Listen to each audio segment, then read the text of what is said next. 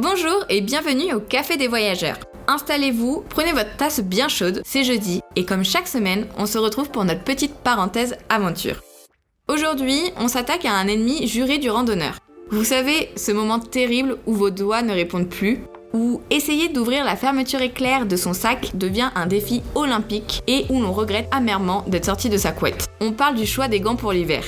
Alors, comment éviter de transformer vos mains en glaçons ? La règle d'or, c'est la technique de l'oignon. On connaît tous le système des couches pour le corps, mais saviez-vous que c'est exactement la même chose pour vos mains ? Pour un trek réussi, il faut penser en 3 étapes. La couche 1, avec les sous-gants, c'est votre seconde peau. Souvent, en laine de mérinos, le top du top pour la chaleur et la douceur, et oui, on n'arrêtera jamais de le dire, ou en synthétique. Attention, le piège à éviter, ne partez jamais juste avec des sous-gants. C'est comme sortir en sous-vêtements thermiques. C'est confortable, mais s'il y a du vent, vous allez le sentir passer. De plus, ils sont fragiles et s'usent vite au contact d'objets. Ils servent juste à gagner ces précieux 3 degrés supplémentaires, alors prenez-en soin.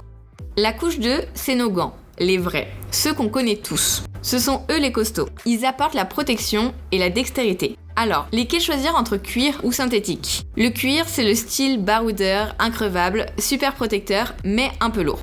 Le synthétique, c'est la légèreté et ça sèche vite. Et si vous êtes vraiment, mais vraiment frileux, pensez aux moufles. Oui, on a moins de dextérité, adieu l'envoi des SMS et à la photo avec les chiens de traîneau, mais les doigts se tiennent chauds entre eux. C'est la meilleure option thermique. Sinon, le compromis royal, la moufle mitaine, pour libérer les doigts quand on a besoin de précision. Enfin, la couche 3. C'est votre bouclier, imperméable et coupe-vent. Il se met par-dessus tout le reste quand la météo se déchaîne. Même s'il ne pleut pas, il coupe le vent glacé. Indispensable lors d'une tempête de neige au fin fond du Groenland ou du Vercors. On fait souvent une erreur insoupçonnée et c'est ici que 80% des gens se trompent. On a tendance à vouloir des gants bien ajustés pour être précis. C'est une erreur fatale.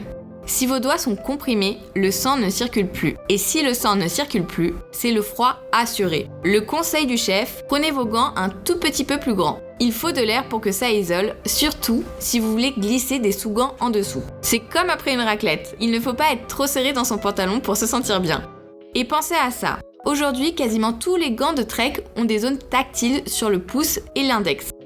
Les gants, c'est hyper important pour ne pas avoir froid aux mains, mais on a des conseils pour vous pour que vos gants soient encore plus utiles. Imaginez, vous êtes arrivé, vous avez monté la tente, mais vos mains sont gelées. Voici 3 astuces de pro.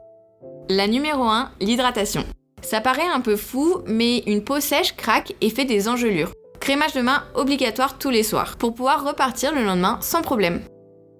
La numéro 2, c'est l'eau chaude. En refuge, lavez-vous les mains à l'eau chaude, c'est plus efficace que le radiateur. En bivouac, remplissez votre gourde d'eau chaude en la protégeant d'un linge et utilisez-la comme bouillotte. Bonheur garanti, après l'effort, le réconfort. Et la numéro 3, l'activité. Ne restez pas statique. Tant que vous marchez, le sang circule. Si vous arrêtez, couvrez-vous immédiatement, sinon le corps se refroidit et plus possible de repartir. Et voilà, vous savez tout. Vous pouvez maintenant partir pour faire une belle randonnée au bord d'un lac gelé. Mais pour ça, n'oubliez pas, superposez les couches, ne prenez pas de gants trop petits et n'oubliez pas la crème hydratante dans le sac à dos. On se retrouve jeudi prochain au Café des Voyageurs pour un conseil, une histoire ou une rencontre. D'ici là, gardez vos mains au chaud. À jeudi!